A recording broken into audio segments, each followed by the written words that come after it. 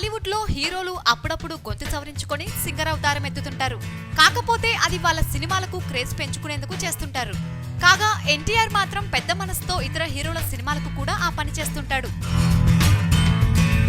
ఇంతకుముందు Kannada power star Puneeth Raj Kumar నటించిన Chakravyuha cinema కోసం తమన్ మ్యూజిక్ డైరెక్షన్ లో ఒక పాట పాడిన ఎన్టీఆర్ ప్రస్తుతం మరో చిన్న హీరో కోసం గొంతు సవరించుకుంటున్నాడు. దిల్ రాజు నిర్మాణంలో నాని నటిస్తున్న పక్కా లోకల్ సినిమాకి Devi Sri Prasad music director. So అతనికి ఎన్టీఆర్ తో ఉన్న చనువు కొద్దీ నాని సినిమాలో పాట పాడమని అడగ్గా ఎన్టీఆర్ ఒప్పుకున్నాడట. సో ఆ న్యూస్ తో పక్కా లోకల్ సినిమాకి మంచి బూస్ట్ వచ్చినట్లయింది.